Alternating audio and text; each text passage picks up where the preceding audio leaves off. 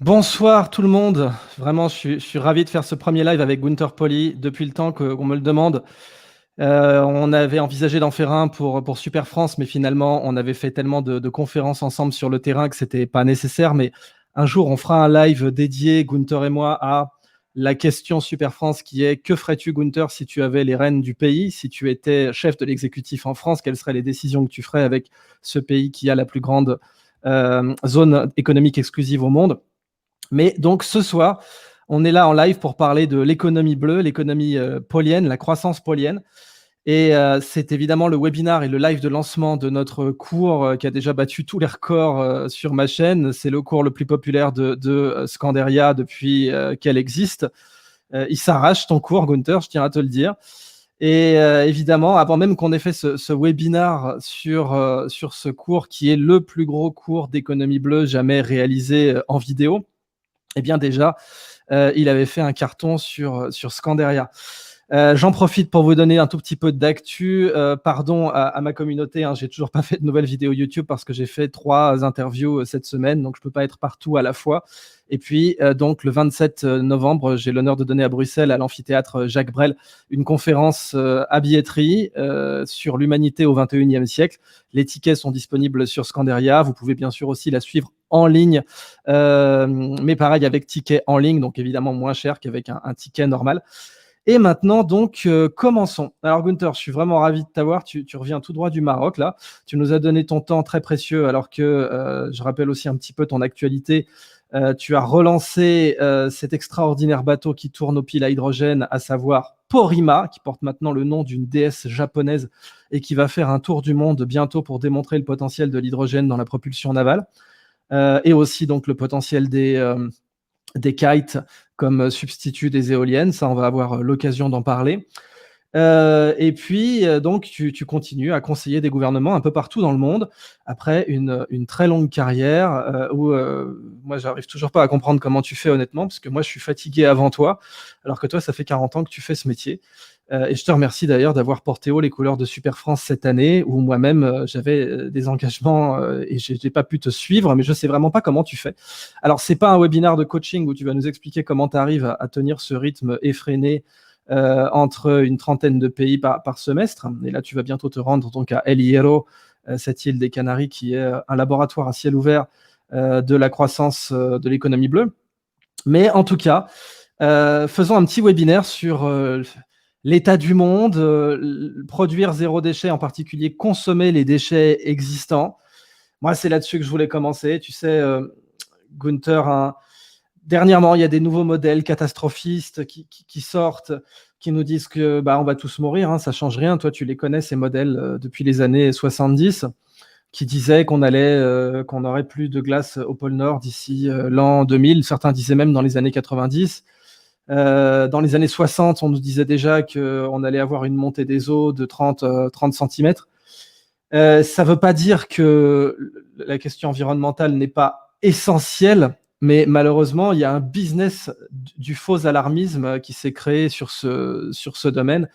Et toi, tu arrives au milieu comme un médiateur en disant, bien entendu, l'écologie, c'est essentiel, mais ce n'est pas en disant des choses fausses et alarmistes, et en particulier en disant que telle ou telle chose est impossible, que vous allez régler la question écologique.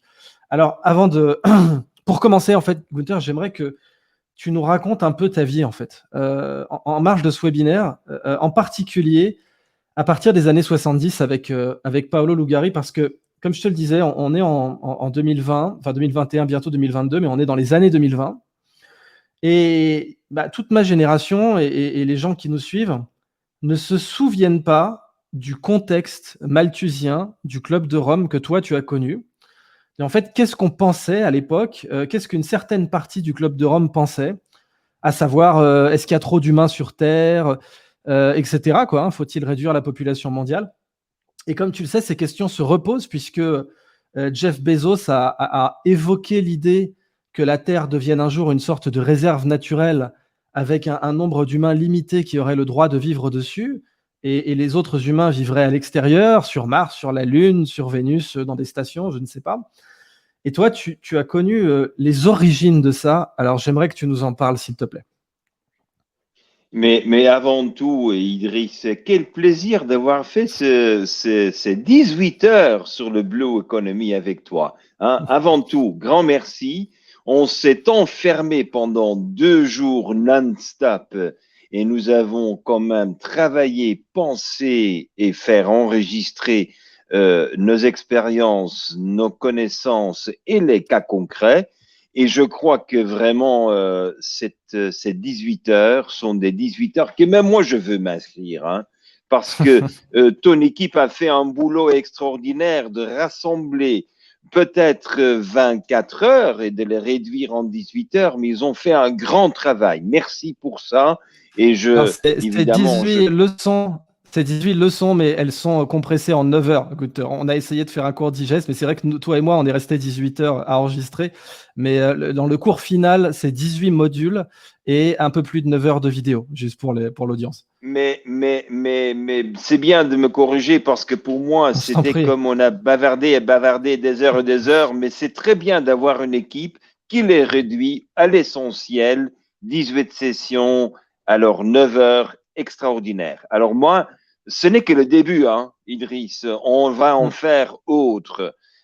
Mais ça, c'est pas l'objectif de notre conversation maintenant. L'objectif, c'est qu'effectivement, j'étais là avec le club de Rome tout en petit, j'étais le petit assistant du président du club, Aurelio Pecce, qui, lui, était convaincu qu'il y a une surpopulation car on mange, on boit, on consomme comme si on était encore avec 500 millions.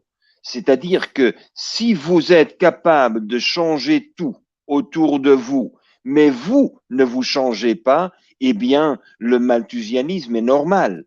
Et c'est là où je crois que les gens ont mal compris le message original du Club de Rome. On a simplifié le message et on dit, ah, mais ces gens, ils veulent limiter la population à quelques milliards. Non, le message était clair.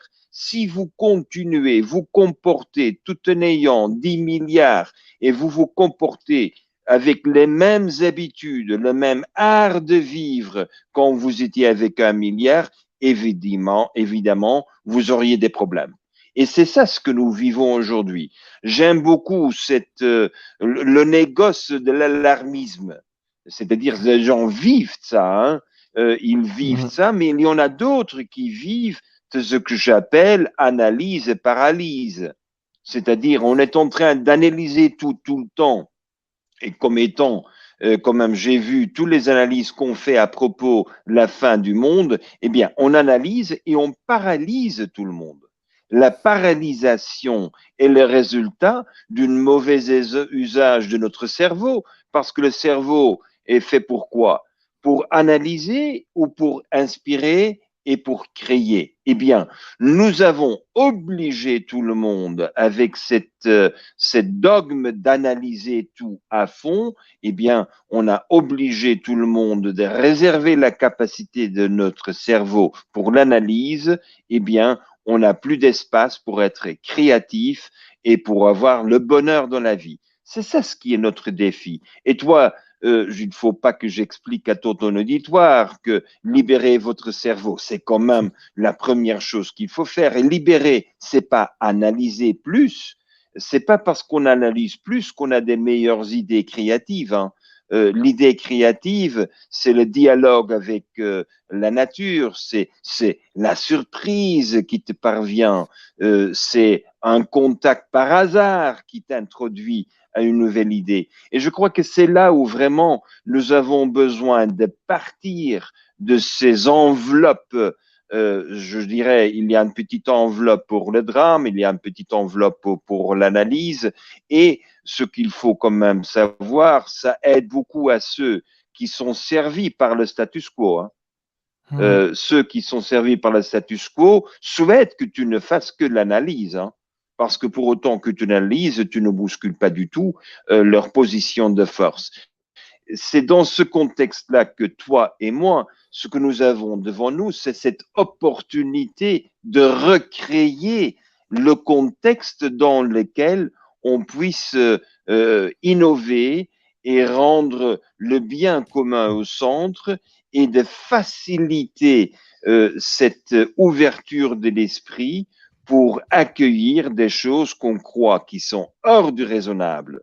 Et j'insiste, il faut accueillir des idées qui sont hors du raisonnable. Parce que si tu es raisonnable, tu fais rien. Hein. Si tu es raisonnable, tu deviens hédoniste. C'est normal que tu deviens hédoniste parce que c'est la fin du monde et on ne peut plus rien faire. Alors mieux s'amuser hein, pour les derniers moments qui nous restent. Nous, c'est vraiment le bien commun. Et comme tu as fait référence avec ma visite prochaine semaine, prochain week-end, dimanche, lundi, mardi, mercredi, à l'île El Hierro, tu sais que c'est la première fois dans ma vie que j'ai eu l'occasion d'être avec les riverains, les gens qui habitent le village, qui habitent l'île, où on avait dit qu'il n'y a pas de futur. On les avait dit qu'il n'y a pas de futur. On les avait dit qu'il fallait transformer l'île dans une base militaire pour nos amis américains. On les avait dit que c'est la seule manière de conserver encore un tout petit peu de la grande culture qui était là. C'était quand même le dernier île qu'a vu Christopher Colomb quand il est parti pour les États-Unis. Et je crois que là, on a eu l'occasion de recréer 8 activités. Et on a dit, mais c'est une microéconomie. Non, messieurs, macroéconomie, c'est l'amalgame des microéconomies. Il n'existe pas la macro. La macro n'existe pas, c'est le micro qui est vraiment à la base du macro. Et si vous n'êtes pas capable de transformer le micro, vous n'aurez jamais un impact sur le macro. Raison pour laquelle je ne suis plus au COP. Hein. COP 1, COP 2, COP 3, j'y étais. Mais pourquoi est-ce qu'il faut aller encore à une réunion COP 26, 27, 28 si toi et moi, on ne se met pas d'accord après 3 réunions et on ne passe pas à l'action, tu souhaites encore me voir? Mais non, tu dis ce type-là, c'est pour bavarder, mais pour rien faire. Si, de l'autre côté, on s'est rencontrés 3 fois, 15 fois, 20 fois, et on fait le grand accord à Paris et on ne respecte pas ce qu'on a, sur lequel on a quand même mis sa signature, eh bien, pourquoi est-ce qu'on se réunit? On dit quel succès Glasgow numéro 26. On sait bien que les gens ne vont pas suivre avec l'action ce qui était leur promesse. Et c'est quand il n'y a pas de leadership par les gros et les grands, eh bien, Idriss, c'est à toi et moi et les gens de tous les jours, de tout le monde, qui pouvons prendre la responsabilité de changer la réalité autour d'eux. Merci pour ces excellentes notions. Je voulais les souligner parce que d'abord, l'analyse paralyse. On n'enseigne pas ça, tu vois? En France, on adore être, ultra analytique. On nous apprend à l'école que l'analyse précède tout, tu sais bien. À chaque fois, c'est faire une étude de faisabilité et cetera. Donc on ne fait rien, on passe notre temps à faire des rapports. On est très fort pour faire des rapports. On avait fait un rapport sur internet dans les années 90 en France, qui avait dit qu'internet n'avait pas d'avenir. Ça s'appelait le rapport Terry. On était très fiers de ce rapport. Et puis, tu sais, cette fameuse blague qui avait été faite en Europe qui disait, voilà, écoutez, quand il y a une innovation, les Américains en font un business, les Chinois la copient et les Européens la réglementent ou bien font des rapports dessus. Donc, analyse paralyse, en anglais, analysis paralysis. Ça, c'est très important que vous compreniez ça dans l'audience parce que c'est un concept libérateur. Une fois que vous comprenez ce concept, vous comprenez plein de comportements stupides qui font qu'on est à la COP 27, 28, 29 et qu'on va parler de la COP 40. C'est devenu une sorte de série Netflix avec des saisons, des trucs, mais ça s'arrête jamais et ça ne change absolument rien.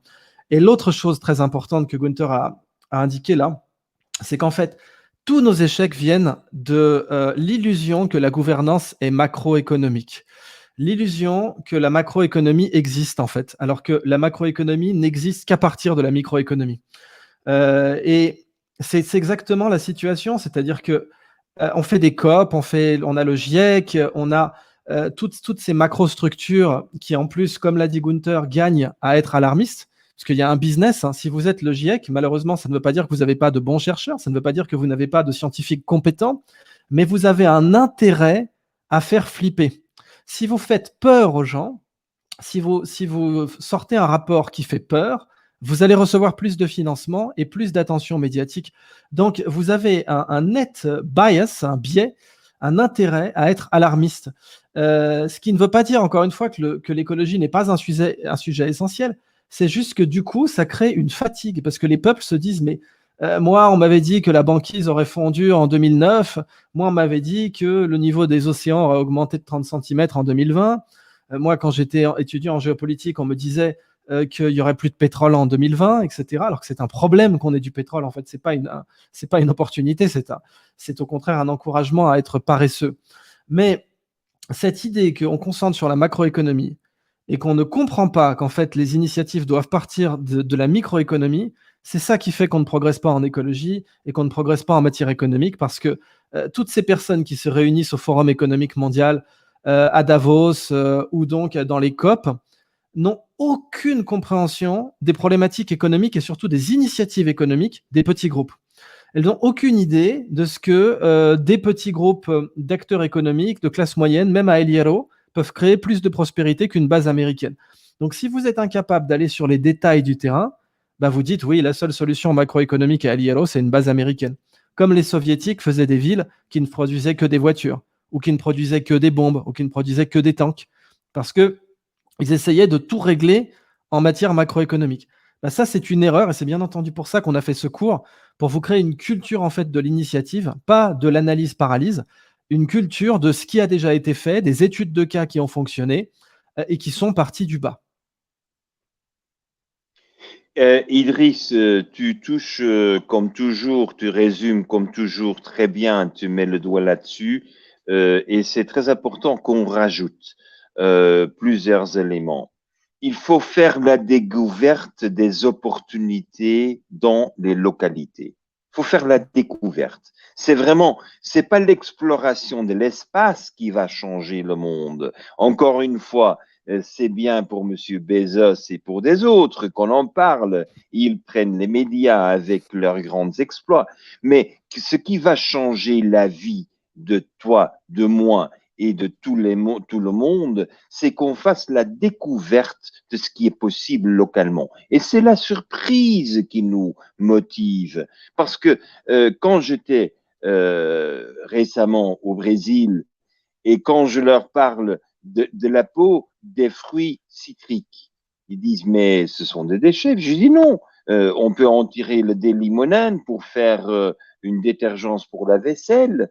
Et en plus, ce qui reste, je fais la fermentation et je peux faire le nettoyage des salles de bain. Alors, quand on parle de nettoyage de salles de bain, est-ce que vous le faites avec Javel ou vous faites avec les pots qui ont été fermentés et que vous pouvez faire chez vous à la maison en 2 semaines. Et si c'est bio, vous avez le double de la fermentation et vous avez le double de capacité de nettoyage parce que le vinaigre que vous fermentez est fait localement bio. Alors, tout d'un coup, on dit, ah, mais je croyais que le bio est plus cher. Non, non, non, non, non. Le bio n'est pas plus cher. Le bio qui se soumet aux règles de l'économie globalisée est plus cher. Mais le bio qui se soumet à l'opportunité de l'exploit local est meilleur marché. Et je crois que c'est là que c'est très important, Idriss, de remettre le contexte en avant. Tu connais ce que je dis toujours, un texte sans contexte est prétexte. Eh bien, on a beaucoup de prétextes aujourd'hui. Le prétexte que les gens continuent avec l'idée de la globalisation qui va rendre tout meilleur marché et donner plus de pouvoir d'achat au peuple. Mais c'est erroné. C'est grâce à la circulation de l'argent local que moi, j'ai évidemment mon vinaigre, j'ai mon produit de vaisselle, j'ai mon jus d'orange, j'ai un peu le tout autour de moi avec un produit au lieu de le réduire à un produit. Maintenant, tout d'un coup, j'en ai 3. J'ai 3 cash flow au lieu d'avoir un cash flow. Et si j'ai 3 cash flows qui circulent dans l'économie locale, j'ai un effet multiplicateur. Quelle différence avec le modèle Amazon où on prend tout l'argent et l'argent s'évapore dans le cyberspace et on ne le revoit plus jamais. C'est normal que les économies sont incapables de régénérer leurs forces parce que, un, on n'a pas fait la découverte qui est localement disponible, et deux, on envoie l'argent hors de l'économie locale. Mais la clé de l'économie locale, c'est effectivement cet effet multiplicateur. L'effet multiplicateur qui est le résultat de la rétroalimentation. Ce sont des concepts qu'on apprend première année dans l'école d'études de sciences économiques, mais par après on l'oublie et on fait enseigner quand même chez les MBA cette folie du supply chain, du outsourcing, du just-in-time globalisé, et on attend à la fin de la journée qu'une communauté puisse concurrencer contre Bangladesh. Alors, je vous souhaite bonne chance. Hein.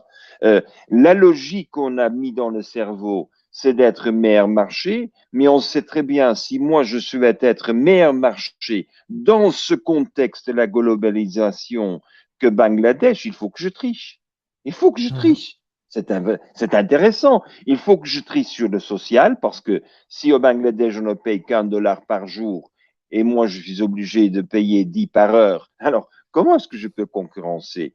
Deuxièmement, il faut que je triche sur l'environnement parce qu'au Bangladesh, on tire tout, partout, tout le temps, sans avoir un contrôle. Et moi, avant de pouvoir démarrer, il faut que je fasse déjà des analyses d'impact environnemental qui me prennent des années pour avoir comme seulement l'étude. Je n'ai pas encore démarré. Et en troisième lieu, il faut que je triche dans les impôts. Mais on ne triche pas, on fait un accord avec le gouvernement. Regardez l'extorsion qu'aujourd'hui est en train de faire Shell aux Pays-Bas. Ils ont dit aux Pays-Bas, si vous n'offrez pas les mêmes conditions, des meilleures conditions que nous avons en Angleterre chez M. Boris Johnson, eh bien, on va simplement sortir des Pays-Bas et on s'installe chez vous. Qu'est-ce que souhaite Shell, qui fait quand même des milliards de bénéfices par an, des milliards de bénéfices par an, ils exigent tax breaks. Tax breaks, my God!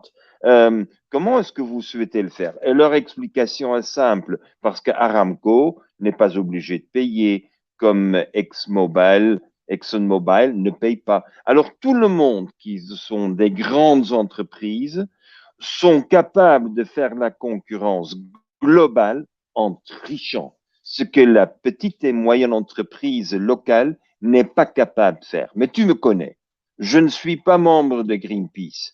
Je ne fais pas du tout la critique des gros et des intelligents. Pour moi, ce qui est important, c'est qu'on développe un modèle différent, un modèle qui est nettement meilleur. Et c'est comme ça que c'est né l'économie bleue. Mmh. Et là aussi, je te remercie de nous avoir partagé ces notions très importantes. Après l'analyse paralyse, après cette notion que les décideurs sont bloqués à l'échelle macro, qui est une échelle virtuelle par rapport à l'échelle micro, qui est une échelle réelle, avec des vraies personnes et des vraies initiatives. Je voulais rappeler les fondements de la Blue Economy. Tu as parlé de l'effet multiplicateur. On sait effectivement en économie que quand on fait circuler la richesse localement, on crée davantage d'emplois. C'est la marque des pays qui ont un très fort niveau de vie, comme la Suisse, comme la Suède, comme le Canada ou comme Singapour. Même si Singapour est en train, enfin, a un secteur manufacturier qui est quasiment inexistant, mais dans le cas suisse, le secteur manufacturier est très fort, contrairement à ce qu'on croit. Donc le fait de garder la richesse en local, et dans le cas suisse, on a carrément des monnaies pour ça. Alors j'espère qu'un jour, la nouvelle génération va faire des crypto-monnaies autour de l'économie bleue, parce que les Suisses avaient mis au point le franc Raiffeisen, qui était un franc spécifique entre un groupe d'entrepreneurs pour garder la richesse en local et la faire tourner. Ce franc est encore légal en Suisse. Et donc, un autre concept fondamental de l'économie bleue, c'est quand même qu'on mange les déchets. J'aime bien le présenter comme ça, dire voilà, quand on demande à un enfant de dessiner une usine, il dessine des toits pointus, une cheminée, puis de la fumée qui sort. Et en fait, dans l'économie bleue, on dit que la fumée, elle rentre. Donc, on imagine une économie qui n'est pas à déchet zéro, qui est à déchet négatif. C'est pas zéro emission, ça devient negative emission en fait. On commence par zéro emission, mais au final, on a negative emission parce qu'on consomme les déchets localement. Et donc, on utilise les déchets comme des ressources. C'est pour ça d'ailleurs que tu es consultant au Maroc sur la question du waste to resource et que tu es donc consultant pour le royaume sur ces sujets-là. Et c'est ça l'avenir selon moi, parce qu'on ne peut pas se contenter simplement de polluer zéro. Il y a déjà trop de sacs plastiques dans les océans, il y a déjà trop de gaz à effet de serre, donc il faut au contraire polluer négatif. Et pour ça, il faut saisir les déchets comme des opportunités. Et un autre point essentiel de l'économie bleue, c'est ces multiples cash flows. C'est cette idée que il faut avoir plusieurs sources de revenus, parce que une chaise sur un seul pied, elle n'est pas stable. Sur 2 pieds, elle n'est pas stable. Sur 3 pieds, elle est à peine stable. Sur 4 pieds, elle est vraiment stable. Et si vous voulez vraiment un fauteuil de bureau parfait, etc., eh bien, vous avez jusqu'à 6 roulettes. Vous avez des fauteuils à 6 pieds maintenant, des fauteuils de bureau. Et comment je sais ça? Parce que je lis la bande dessinée Joe Bartim, où ils font des courses de fauteuils et ils disent que le fauteuil à 6 pieds est plus stable. Bon. Eh bien, retenez qu'avoir de multiples sources de revenus sur une même ressource, c'est plus important. Ça, ce sont les concepts fondateurs de l'économie bleue. Alors, vous êtes de plus en plus sur le live. Merci beaucoup. Je n'oublie pas de vous dire que du coup, comme vous êtes à ce point nombreux, bien entendu, on fait pendant le live et dans les 48 heures suivantes une promotion sur l'achat de notre cours économie bleue qui est, j'insiste, moi j'ai enseigné l'économie bleue depuis 2010 au moins, et j'ai eu la chance de rencontrer Gunther avant. Et comme je vous l'ai dit, j'ai jeté tous mes cours quand j'enseignais à Centrale parce que j'enseignais les vieux modèles de porteurs, etc., le core business, tous ces trucs-là. Et j'ai jeté mes notes de cours, je ne les ai plus parce que je voulais enseigner que du Gunther Pauli. Et ce choix que j'ai fait, je ne le regrette pas. Mais le cours qu'on a fait ensemble est très supérieur au cours que moi j'enseignais à l'école centrale. Je peux clairement vous le confirmer. Et il est même supérieur au cours que j'ai enseigné à l'association Progrès du Management, l'APM, et qui m'a lancé en fait comme conférencier. Alors, dans les 48 prochaines heures, on vous fait bien entendu moins 30% sur notre cours Économie Bleue avec le code promo Webinar EB30, Webinar avec un grand W, EB en majuscule comme Économie Bleue et 30 comme 30%, Webinar EB30. Et donc voilà les concepts principaux de l'économie bleue pour les personnes qui découvrent. Multiple cash flow, prendre les déchets comme des richesses, comme des mines. Et vous savez qu'en fait, Apple applique déjà certaines parties de l'économie bleue sans la citer, mais quand Apple achète des décharges électroniques, ils font exactement ce que Gunther préconisait de faire depuis une trentaine d'années, donc notamment du waste to resource. Et cet effet multiplicateur, conserver la richesse en local, faire circuler la richesse localement, parce que ça, c'est mot compte triple au Scrabble. C'est un effet multiplicateur en économie et c'est quelque chose que l'on sait particulièrement bien quand on est en microéconomie, mais que les macroéconomistes oublient complètement. Idriss, je crois que la référence entre micro et macro est très importante, mais j'insiste sur un petit mot. Ça s'appelle la surprise. Tu sais que pour devenir entrepreneur, on a besoin d'un clic. Hein, comme on vient de dire, c'est pas l'analyse. Non, l'analyse te paralyse. Alors, ce que tu as besoin, c'est un clic qui t'inspire, quelque chose qui te dit, mais zut, c'est incroyable. Et dans ce contexte-là, je crois qu'au lieu de faire des analyses de marché, on fait l'analyse des opportunités. On est à la recherche des opportunités. On trouve des recherches. Comme tu sais bien, on a fait cette analyse pour les bioplastiques. Tout le monde fait le travail sur les bioplastiques. On arrive à non, peut-être il faut utiliser l'amidon de pommes de terre, l'amidon de maïs. Mais on sait aussi bien que si tout le monde commence à utiliser l'amidon de maïs des pommes de terre pour faire des bioplastiques, vous avez des pommes de terre qui sont le double du prix et les tortilles au Mexique qui sont le triple du prix. Alors, si vous avez encore un peu d'éthique dans votre tête, eh bien, vous ne l'acceptez pas. Et je crois qu'il faut rajouter ces deux éléments. C'est la surprise, c'est de faire la découverte. Et tu sais très bien que si on fait la découverte, on se sent bien. Et c'est Monsieur Honda, quand même, quand j'étais dans son bureau comme un petit apprenti, qui m'a dit, Gunther, je n'ai jamais fait des analyses de SWOT.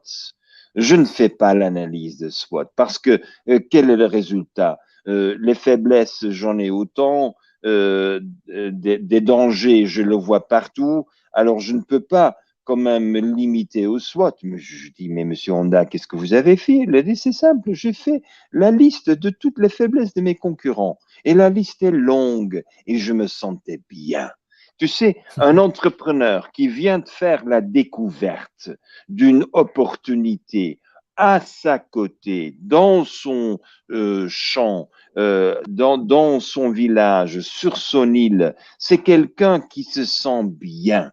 Et c'est un élément qu'on a oublié, que le fait qu'un entrepreneur gagne à la fin de sa vie, il gagne le défi, c'est parce qu'il se sent bien. Il est convaincu. Il n'y a plus besoin de personne pour lui dire qu'il est beau ou qu'elle est belle. Il sait qu'il est sur un projet de vie qui va changer la réalité. Et tu sais que dans l'économie bleue, tous les projets qu'on a réussi jusqu'à présent, on a 204 projets. Et lors de notre séminaire, je crois qu'on a couvert quoi, 18. Alors, on n'a Ouais. même pas fait ni un dixième des cas que nous avons. Mais quand vous avez ces grandes opportunités, vous les transformez en réalité, vous vous sentez bien.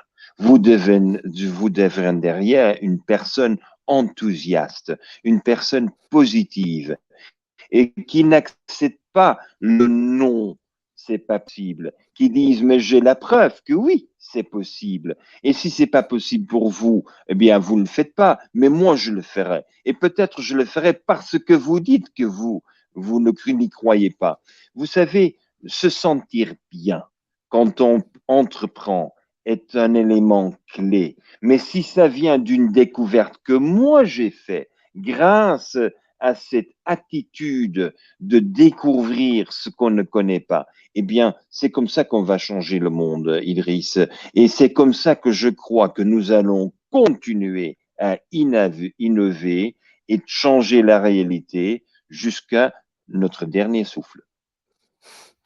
Ouais, j'aime beaucoup quand tu parles de surprise. Aujourd'hui, le mot-clé qu'on utilise souvent, c'est aussi gamification. C'est très pompeux, mais l'esprit est le même.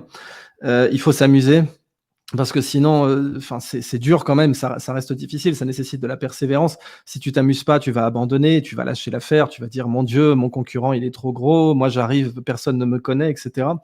Quand tu parles de Soichiro Honda, c'est vrai que les gens oublient, le côté dingue de cet entrepreneur qui a été un de tes mentors, à savoir qu'il arrive, donc c'est en 1947, je crois et c'est bien après tous les grands conglomérats qui existaient au Japon, comme Mitsubishi, comme Yamaha, et cetera, comme et lui, il utilise donc la térébenthine. Ça, c'était une surprise complètement dingue qu'on puisse faire tourner une moto avec de la térébenthine.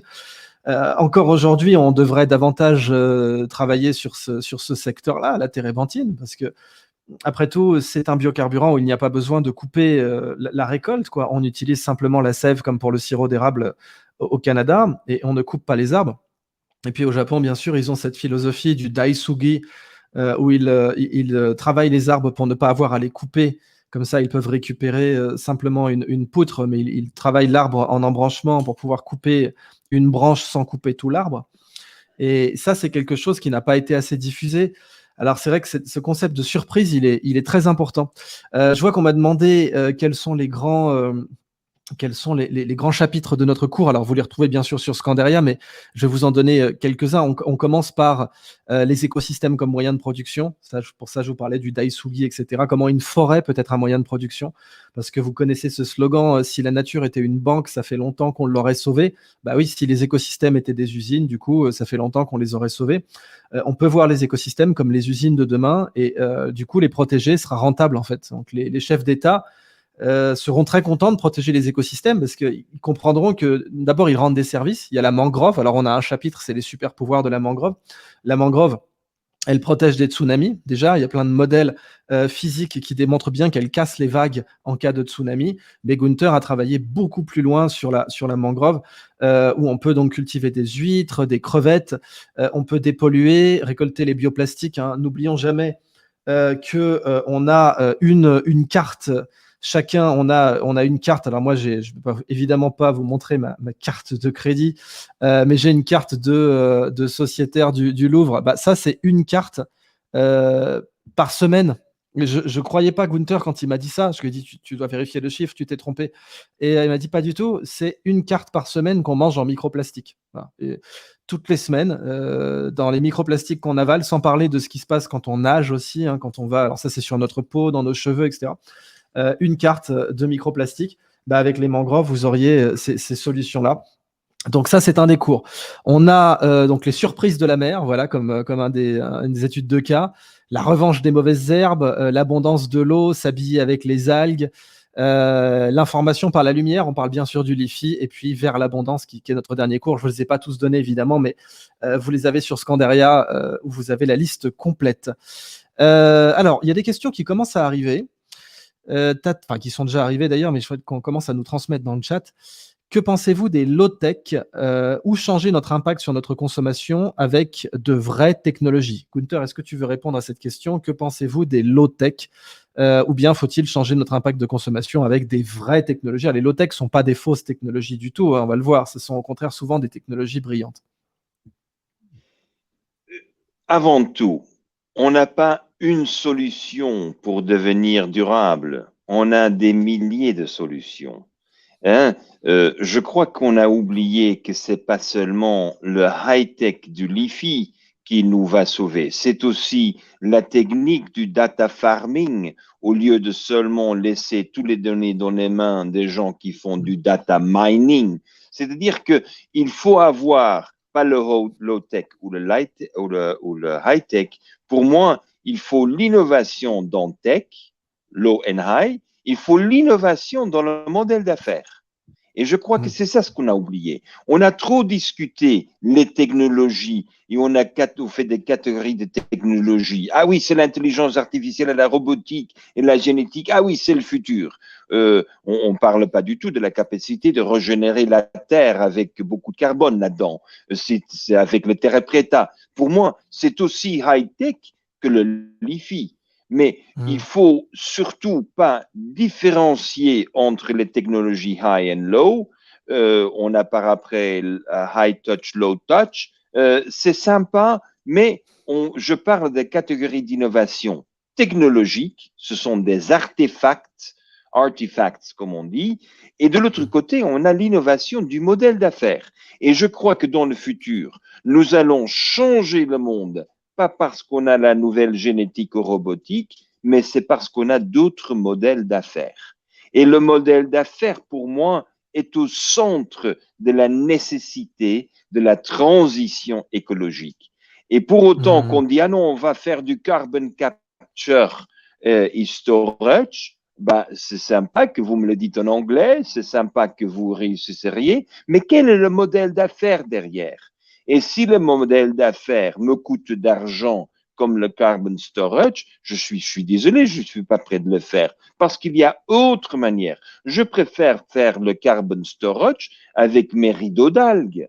Et les grands rideaux d'algues avec la régénération de la forêt de mer me permet quand même d'avoir un impact en carbon storage qui est un multiple ce qu'on est capable de faire. Et en plus, je donne refuge aux poissons jeunes, ce qui est quand même important pour qu'ils se refugent des prédateurs. Alors, qu'est-ce que j'ai fait? Je change le modèle d'affaires. Je change un modèle d'affaires où je n'ai pas seulement multiples cash flow, mais j'ai multiples bénéfices.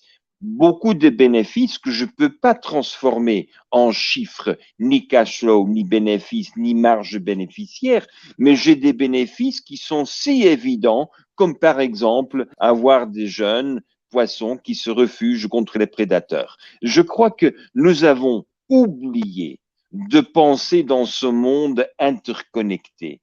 Hein? Je dis toujours, le core business, c'est comme faire un ballet avec un mouvement seulement. On fait le ballet et on fait seulement ça, et rien d'autre. Mais comment est-ce que vous dansez? Comment vous faites le ballet avec un mouvement? Alors, comment est-ce qu'on fait les affaires en seulement exploitant un produit et rien d'autre que le produit? Et en plus, le produit qu'on exploite, on n'est pas verticalement intégré, on a tout dégagé, on se concentre sur la petite activité où nous avons les meilleures capacités de performance. Mesdames et messieurs, c'est pas possible. Idriss, c'est pas possible. Nous avons besoin d'une approche systémique et dans cette approche systémique, on va entretisser, tricoter les différentes affaires ensemble afin d'avoir un résultat qui dépasse ce qu'on s'imaginait auparavant comme possible. Et la surprise pour les concurrents ne sait pas du tout qu'on a développé la technologie LiFi. Non, c'est la surprise qu'on a un modèle d'affaires où nous sommes capables d'utiliser LiFi, de faire au même moment une géolocalisation, au même moment contrôle de qualité avec la lumière, au même moment on crée le data farming. Alors, le LiFi, et en parenthèse, ne pas permettre le hacking. C'est-à-dire que j'ai 5 bénéfices au lieu d'avoir un, grâce pas à la technologie, mais au modèle d'affaires. C'est évident que je ne vais pas vendre une lampe. C'est évident que je vais offrir un service. Et le service sera modulé selon le prix qu'on paye par lampe ou par service, et je change le modèle d'affaires. Et tu sais très bien, un pas très important dans le développement de l'économie durable, c'est qu'on passe de la vente d'un produit à l'offre d'un portefeuille de services. Et je suis très clair, pas un service, mais un portefeuille de services. Tu sais que la technologie, je l'ai décrit déjà dans mon livre en 92. J'ai dit, il y a une technologie qui s'appelle la technologie de l'organisation. Eh bien, c'est le modèle d'affaires, la technologie de l'organisation. Ne me dites pas que faire un hamburger est compliqué, mais il n'y a qu'une entreprise qui est capable de vendre des milliards d'hamburgers avec une marge bénéficiaire comme McDo. Tu aimes ou tu n'aimes pas McDo, ça ne m'intéresse pas. Mais l'organisation, tu es d'accord ou pas d'accord, je ne m'intéresse pas. Je constate que une activité aussi simple que préparer un hamburger, la perfection auquel sont organisés veut dire que leur modèle d'affaires est une technologie qui est leur méthode d'apprécier la totalité des opérations. Et pour autant que nous cherchons dans nos universités seulement les technologies, eh bien, on ne va jamais changer le monde. Mais pour autant que les universités, les centres de recherche, les créatifs culturels et les créatifs scientifiques trouvent des manières de changer notre forme de quand même offrir le portefeuille de services, eh bien, nous allons vraiment changer le monde et nous aurons un impact qui dépasse ce qu'on s'imagine aujourd'hui. Ouais, tout à fait. Donc, comment dire? Soulignons bien ce message. Le modèle d'affaires fait partie de la technologie. C'est souvent là que vous pouvez être le plus malin, c'est là qu'il faut réfléchir. Comme il est immatériel en général, notre cerveau oublie, parce que notre cerveau aime bien regarder la matière, donc il aime bien regarder le produit, la machine, mais le modèle d'affaires, c'est immatériel, donc notre cerveau a tendance à l'oublier alors que c'est le plus important. Et pour synthétiser sur la question des low-tech, ce qu'a dit Gunther finalement, c'est que en géopolitique, on parle du soft power et du hard power. Alors, on les oppose, etc. Puis certains géopolitologues ont dit, en fait, il faut mélanger les deux. Ça s'appelle le smart power. Bon, les technologies, c'est pareil. Il n'y a pas de low-tech et de high-tech. En fait, il faut mélanger les deux. D'abord, quand Gunther parle du fait que on peut résoudre plusieurs problèmes avec une seule solution, dans le cas du LiFi, ça, c'est ce que fait la nature. Elle résout toujours plusieurs problèmes avec une seule solution. Et ça, c'est dans le modèle d'affaires que vous allez en avoir l'idée, parce que c'est dans le modèle d'affaires que vous allez pouvoir vous dire, je peux résoudre 5 problèmes avec une seule solution. Dans le cas des rideaux d'algues, par exemple, eh bien, on peut s'habiller, parce que les algues produisent des textiles. On peut donc remplir les stocks de pêche. On peut purifier les microplastiques, donc fournir ce service à une plage. On peut cultiver, faire de la conchiliculture, donc notamment des coquilles Saint-Jacques ou des moules. Avec lesquels on peut faire d'autres textiles comme la soie de mer, donc la soie des moules, le byssus de moule. Avec les coquilles Saint-Jacques, on peut faire des plastiques naturels pour des semelles. On a un entrepreneur qui nous avait montré ce projet pendant Super France.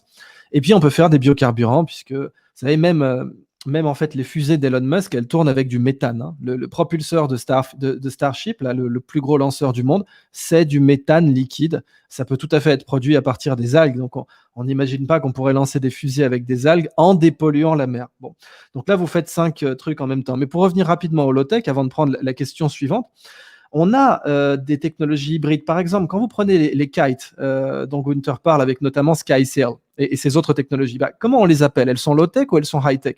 Elles sont low-tech puisque ça fait 5000 ans qu'on sait faire des cerfs-volants. Elles sont low-tech parce que le yo-yo, c'était connu chez les Grecs. Mais elles sont high-tech parce qu'il y a de l'intelligence artificielle aussi. Donc, quand on mélange les deux, en général, c'est là qu'on a vraiment un maximum de valeur. Pareil avec une nouvelle technologie sur le stockage de l'énergie qui s'appelle le volant d'inertie ou la flywheel. Bah, c'est pas une nouvelle technologie. En fait, ça existe depuis le 19, enfin, même pas le 19e siècle, le 18e siècle. Donc, quand on fait tourner un volant, on stocke de l'énergie. Et donc, ça s'appelle en français un volant d'inertie ou en anglais un flywheel. C'est une vieille technologie. Mais quand on a des nouveaux matériaux pour la faire, eh bien maintenant, ça devient une technologie très à la mode pour stocker, pour faire ce qu'on appelle des smart grids, des stockages de l'énergie, etc. Donc, hybrider les technologies. La nature, elle aime l'hybridation. Faites pareil avec les technologies. Alors, nouvelle question pour Gunther. Peut-il nous transmettre, concernant l'économie bleue, les ingrédients, les erreurs faites et les pistes pour des réalisations à petite échelle? Donc, Gunther, est-ce que tu sais, Bismarck disait: «Les idiots apprennent de leur expérience, mais moi j'apprends de l'expérience des autres».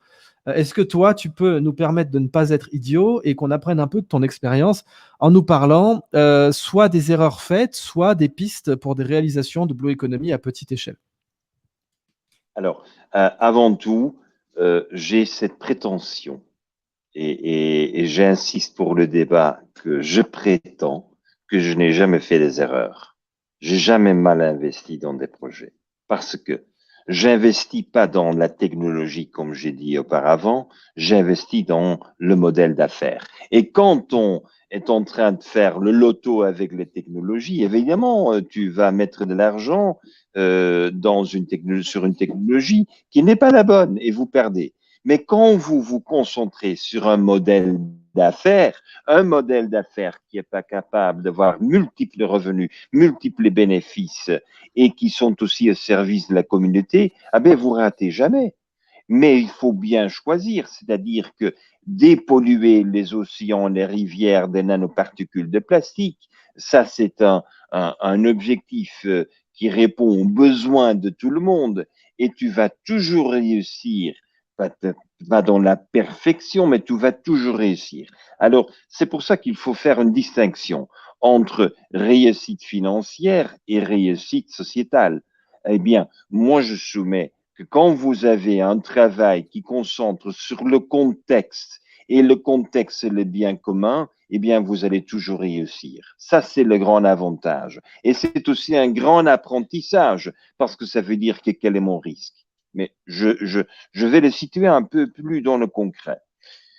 Quand on m'a parlé, et c'est le contexte, qu'il est possible de faire du papier avec le stérile des mines, et qu'on fabrique le papier sans une goutte d'eau, sans couper un arbre. Alors je dis, mais montrez-moi. Et quand ils me l'ont montré, j'étais convaincu. Mais bien entendu, tout le monde est convaincu. Mais quel est maintenant le défi? Est-ce qu'on sait fabriquer les machines qui produisent 240 000 tonnes par an? Est-ce que, ah oui. Et ça nous a pris 17 ans.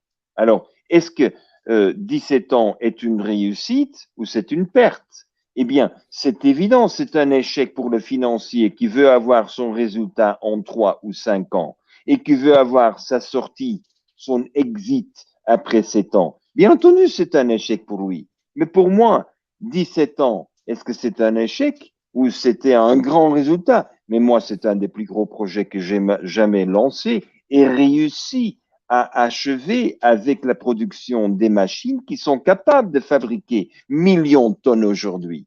Et je crois que c'est là que la définition de l'échec dans le passé a été fort limitée à cette définition d'argent en 3 ans ou en 5 ans, ou la vente et l'exit.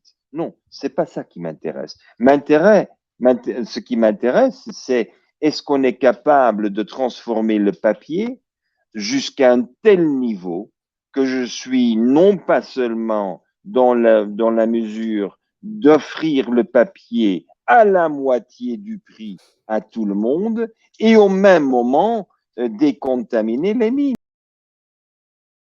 libérer des millions de tonnes d'eau qui ne sont plus nécessaires pour la fabrication du papier, etc. Tu vois, c'est le grand défi que j'ai, c'est la définition de ce qu'est succès. Alors, c'est pour ça que je dis, moi, je n'ai pas d'échec parce que je fais. Alors, pour les projets, deuxième partie de la question, à propos des petites initiatives, tu connais très bien notre grande réussite avec les champignons. Hein, quand vous Ah oui, prenez ça votre fait partie d'une café, autre question d'ailleurs. Donc, il faudra qu'on puisse prendre les autres questions parce qu'on a encore 5 autres questions, Gunther.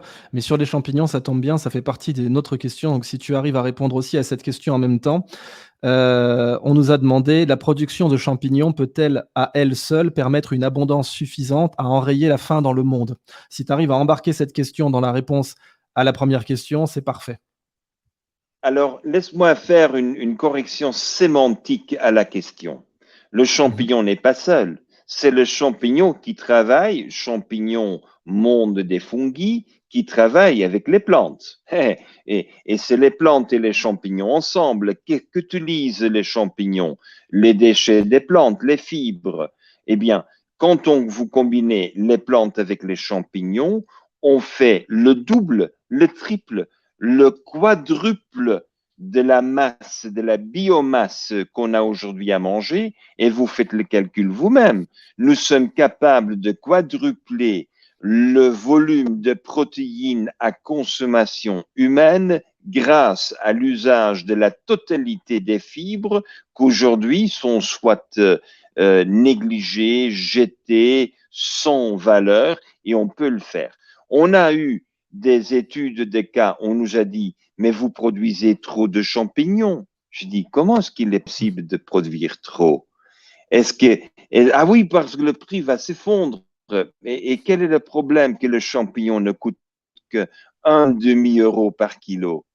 Mais prix de revient, c'est zéro, c'est le travail. Mais les nutriments, nous avons un problème sur cette terre de la malnutrition. Je suis capable, et je le confirme, avec les presque 7000 fermes de champignons qui existent déjà aujourd'hui, que oui, si on transformerait la totalité de nos déchets, la paille, les déchets du café, les déchets du thé, si on prend la totalité des déchets de nos récoltes agricoles, eh bien, nous serons capables de nutrir le monde entier.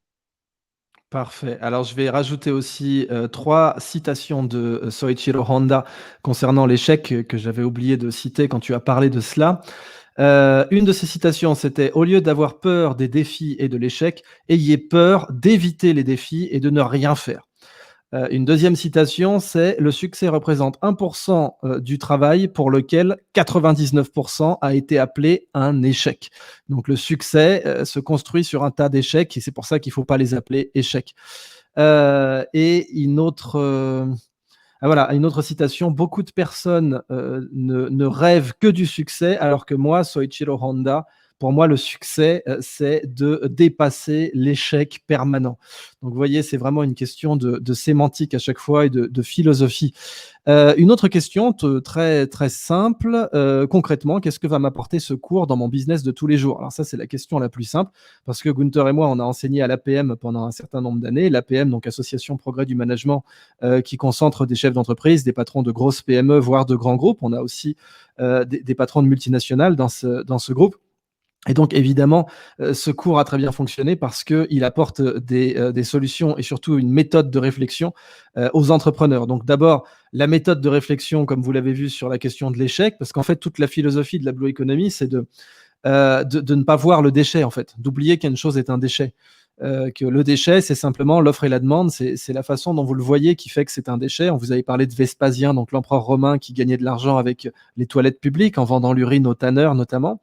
La perspective sur un déchet, c'est quelque chose que vous retrouvez notamment dans le bouddhisme zen et dans tout un tas de philosophies. C'est la perspective qui fait que quelque chose est un déchet ou pas, que quelque chose est une menace ou pas, ou une opportunité. Moi-même, j'ai beaucoup travaillé sur le cas de AMC, donc les cinémas américains. C'est pas de la blue economy en particulier, mais ces cinémas étaient morts, ils étaient en faillite. Leur action était en train d'arriver à 2 $. Ils étaient foutus. Tous les médias disaient qu'ils étaient foutus. Et puis leur patron, Adam Aron, eh ben, a saisi ça comme une opportunité. Et en fait, aujourd'hui, il est en train de transformer sa société de cinéma en société technologique et son action vaut 40 $ alors qu'elle en valait 2 il y a un an. Donc, c'est ça, en fait, qu'on enseigne dans la Blue Economy, réinventer le business model. Et quand vous êtes chef d'entreprise, vous devez consacrer au minimum 5% de votre temps de cerveau, de votre temps de travail, à l'innovation. Si vous ne faites pas ça, vous allez être balayé par le changement. Le changement va beaucoup plus vite aujourd'hui. Donc, en consacrant au moins 5% de votre temps à l'innovation, bah, vous pouvez non seulement vous protéger du changement, mais en fait l'adopter, l'embrasser et transformer des menaces en opportunités. On a conçu les cours Scandaria, ça c'est la charte éditoriale de tous les cours Scandaria. Fondamentalement, ils sont conçus pour pouvoir être écoutés pendant qu'on fait un jogging. Alors, il y a des images, bien entendu, il y a des études de cas, on peut rentrer plus en détail dedans, mais on a fait ces cours pour que vous puissiez les réviser en les réécoutant en faisant votre jogging. Vous pouvez d'abord les écouter une première fois en faisant votre jogging et après plus en détail en regardant bien les images, mais le côté conversationnel de ces cours, que vous ne trouvez pas dans les autres cours, il a été conçu spécifiquement pour que vous puissiez écouter ces cours pendant que vous faites votre sport et pendant que vous cuisinez ou pendant que vous faites votre jogging. Donc voilà concrètement ce que peut vous apporter ce cours dans votre business de tous les jours. Une autre question, quel sera le levier qui permettra de concilier une économie propre et intelligente avec une protection de la nature durable? Quels seront les déclencheurs à votre avis? Gunther, cette question en 5 minutes, vu qu'on a encore d'autres questions, mais si tu veux bien la prendre. Quel sera le levier qui permettra de concilier une Mais économie propre et intelligente avec une protection de la nature? alors, premièrement, on ne protège plus la nature. Je suis désolé. La protection a failli. On n'a pas réussi à protéger. Alors, ce qui devrait devenir le mot-clé dans cette phrase, c'est la réconciliation avec la régénération de la nature. Il faut de nouveau, comme Idriss nous a dit, il faut libérer votre cerveau, il faut libérer la nature, il faut libérer la nature afin qu'elle puisse suivre sa voie évolutive pour lequel elle a été prédestinée, c'est l'évolution permanente. Et si on essaye de protéger, eh bien, vous le savez, tous ceux d'entre vous qui ont des enfants, vous protégez vos enfants, vous avez des enfants gâtés qui ne savent pas du tout faire face à la réalité et surtout quand il y a crise, ils seront chez vous. De ce que nous avons besoin, c'est libérer cerveau et libérer la voie évolutive de la nature afin qu'on puisse régénérer. Mais il faut donner un coup de main. Et c'est ça l'intelligence de l'être humain. Il y a une intelligence. Si moi je suis capable d'isoler et de séparer les nanoparticules plastiques, eh bien je vais libérer beaucoup plus de force évolutive dans la nature que si dans le cas j'oblige la nature de traiter ses déchets. Mmh. Et puis, pour, ajouter un élément complémentaire à cette réponse, la métaphore de l'usine dont j'avais parlé, hein, ce qui peut permettre de concilier une économie propre et intelligente avec une protection durable de la nature, donc c'est plus protection, c'est embrasser la nature, en fait.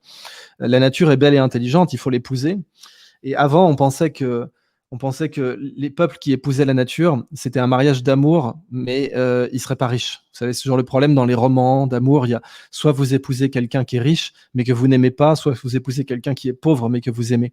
Et nous, on nous a enseigné que vous avez le choix, une civilisation, un peuple, il a le choix entre épouser l'industrie ou la nature. Alors l'industrie, elle est moche, mais elle est riche, et la nature, elle est belle, mais elle est pauvre. Et en fait, c'est cette opposition qui est fausse. Elle est complètement fausse. La nature, c'est les meilleures usines au monde. Donc, non seulement elle est belle, mais elle est aussi riche, en fait. Et si vous épousez la nature, vous aurez aussi l'industrie, parce que la nature, c'est le meilleur modèle de production au monde. Donc, on parle des travaux d'autres chercheurs aussi dans le cours de bioéconomie. On parle de Jaline Benyus, qui est une amie de Gunther. On parle de Carlos Nobre, qui parle vraiment de l'idée que les écosystèmes soient des moyens de production. Donc c'est comme ça qu'on peut réconcilier nature et industrie. Autre question, comment changer les habitudes de vie des personnes qui n'ont pas conscience que leurs habitudes mettent la nature en péril? Gunther, veux-tu répondre à cette question? Alors, surtout pas leur dire qu'ils doivent changer. Eh oui. Surtout pas leur dire qu'ils sont erronés. Surtout pas dire qu'ils sont responsables des problèmes. Il faut surtout les inspirer. Je crois que l'inspiration est un don. c'est pas la créativité, c'est l'inspiration. Il faut être capable de quand même être devant un auditoire qui est négatif, qui est non pas inspiré, qui ne croit pas qu'il y ait un futur. Eh bien, vous les inspirez. Et comment inspirez-vous? Vous inspirez avec les cas concrets, les choses que vous avez fait, les choses qui sont à la portée de tout le monde. Et je crois que c'est ça la force. Mais deuxièmement, il faut changer le modèle de leadership dans l'inspiration. On n'a plus besoin d'un Führer, hein. On n'a pas besoin d'un Pinochet, on n'a pas besoin d'une dictature, on a besoin pas une personne qui décide, on a besoin des gens qui reconnaissent les vagues. Je m'explique. Tout au début de ma carrière, je croyais que j'étais le responsable de la création des nouvelles vagues. La vague, je crée la vague et tout le monde se met sur cette vague. Mais non, j'étais erroné. Ça, c'était une erreur fondamentale que j'ai fait. De ce que nous avons besoin, c'est pas créer les vagues, c'est de reconnaître les vagues autour de nous qui sont toujours là tout le temps et nous devons devenir surfeurs. C'est le surfeur qui est capable d'identifier la vague qui va le porter le plus loin. Et c'est cette transition de passer à la vague au surfeur qui nous permettra d'aller beaucoup plus loin et d'être beaucoup plus pragmatique dans l'inspiration des gens qui sont au début des non-croyants. Oui, on le voit dans certaines opportunités que tu avais mentionnées. Donc, on a parlé des rideaux d'algues déjà, mais je voulais parler de cette belle initiative qu'on avait vue à Super France. Tu te rappelles les coiffeurs justes, où ce monsieur récoltait les cheveux et arrivait à dépolluer les plages et les rivières des hydrocarbures avec. Si vous dites, par exemple, aux Parisiens ou aux Lyonnais ou aux Bordelais ou aux Toulousains, donc je parle de villes qui ont une rivière qui coule au milieu. Vous n'avez rien à faire, on peut dépolluer là tout de suite donc le Rhône ou la Garonne ou la Seine, simplement en récoltant tous les cheveux. Donc il n'y a pas de taxe à payer, il n'y a pas de, il y a rien à contribuer, quoi. On peut récolter tous les cheveux de tous les coiffeurs. La mairie fixe une loi qui dit on récolte tous les cheveux. Et avec ça, on peut faire des rideaux qui vont fixer au moins les hydrocarbures. Ça ne va pas enlever tous les déchets, mais ça va enlever une partie très significative des déchets des rivières. Ben voilà, il n'y a pas d'habitude à changer. C'est le business model qui fait que cette intelligence collective, quand Vespasien il arrive à, à gagner de l'argent avec l'urine à Rome, ben, il ne change pas l'habitude des Romains qui vont continuer à faire pipi, hein. C'est juste que lui, à partir d'un comportement, il fait du judo en fait. Et il arrive à en faire une opportunité qui va servir le monde entier. On l'a pareil dans la construction. En fait, si vous interrogez toute la pyramide de Maslow, et c'est ce qu'on fait dans le cours sur la Blue Economy, on réinterroge toute la pyramide de Maslow. Comment on peut s'habiller, comment on peut manger, comment on peut produire de l'énergie, comment on peut s'épanouir, comment on peut se loger, notamment. 30% des émissions de CO2 mondiales, c'est la construction. Mais on a déjà des biobétons. Ça fait 30 ans qu'on a des biobétons. Et qu'on a donc du béton de chanvre, de miscanthus, on a des géopolymères. Je salue le professeur Zuber Lafage de l'Université centrale de Lille, de l'École centrale de Lille, qui travaille sur les géopolymères, qui est un grand spécialiste de ça. Et les géopolymères fixent le carbone sans qu'on ait besoin de faire des solutions macro de fixation carbone séparées. D'ailleurs, ça, c'était un point qu'Elon Musk avait compris, parce que quand il a voulu faire du solaire, il n'a pas fait des centrales solaires, il a dit on va mettre des tuiles sur les toits des maisons. Donc les gens, ils voudront avoir des belles tuiles, on va faire en sorte qu'ils aient des tuiles les plus belles possibles. Et comme ça, on n'a pas besoin de permis de construire, comme ça, on n'a pas besoin de les entretenir, puisque ce sont les gens qui ont déjà l'habitude d'entretenir le toit de leur maison. Donc en fait, construire sur les habitudes que les gens ont déjà, c'est mieux en général. Simplement, il faut substituer le produit avec un produit plus excitant. Et c'est là tout l'art de la Blue Economy, c'est la surprise. Alors, beaucoup de gens nous demandent, est-ce qu'ils peuvent nous contacter une fois le cours complété pour avoir votre avis sur leur projet d'économie bleue? Bah, écoute, Gunther, c'est à toi de nous dire si c'est possible que les gens rentrent en contact avec ta fondation ou avec tes différentes initiatives, si les gens qui ont acquis notre cours et qui l'ont mis en pratique, donc pas faire de l'analyse paralyse, veulent ensuite partager leurs achievements avec toi, je suis certain qu'ils seront les bienvenus pour rentrer dans ta bibliothèque d'opportunités et de réalisations partagées. Mais Idriss, si toi tu es d'accord, je crois que après que les gens ont quand même passé 18 heures en notre présence virtuelle, peut-être toi et moi, on organise une réunion présentielle.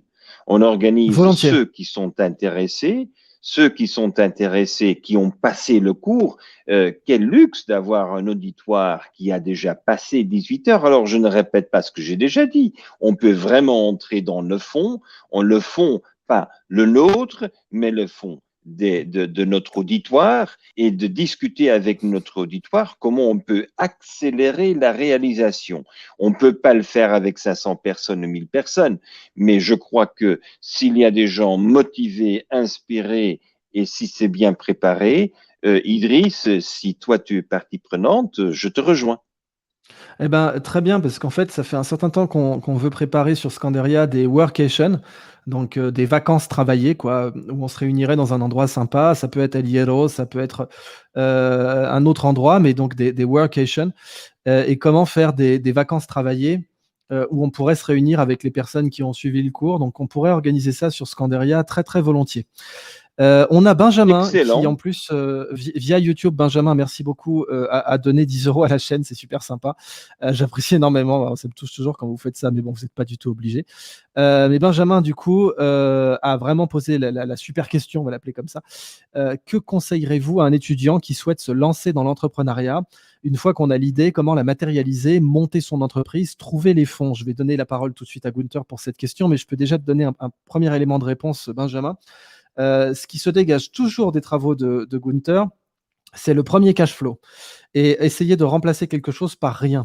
Donc, dans les travaux de Gunther, comme dans les travaux des personnes qui ont fait de l'économie circulaire ou de l'upcycling, on part souvent d'un déchet, donc quelque chose dont personne ne veut, ce qui fait que c'est gratuit. Et en fait, même souvent, c'est pas seulement gratuit, on vous paye pour le prendre. Il y a des déchets, on peut vous payer un peu ou beaucoup pour le prendre. Et il y a une majorité de projets de Blue Economy qui commencent comme ça, c'est-à-dire qu'on remplace quelque chose par rien. Et en plus, on n'a même pas besoin de lever des fonds, en fait, puisqu'on a un cash flow immédiatement. Il y a un projet que Gunther avait réalisé sur les tomates, sur lequel il avait travaillé comme consultant sur les tomates en Australie. Comment avoir des tomates qui produisent de l'eau avec l'effet Seawater Greenhouse. Donc là, c'était un projet qui a nécessité pour le coup une levée de fonds, c'était quand même un très gros projet, mais il remplaçait quelque chose par rien. Par exemple, il y avait des camions qui rentraient vides. Bah, Gunther, il a dit, moi, je peux vous prendre tout de suite là, à un prix cassé, le fret de ces camions, et les gens l'ont pris pour un faux, mais il n'y a rien là-bas. Pourquoi vous voulez prendre des camions? T'occupe, je prends du fret, et moi, je sais ce que je vais faire après avec. Je te signe un contrat, vas-y, signe là, je récupère le fret, les camions, encore une fois, rentrent vite, donc qu'est-ce que vous avez à perdre?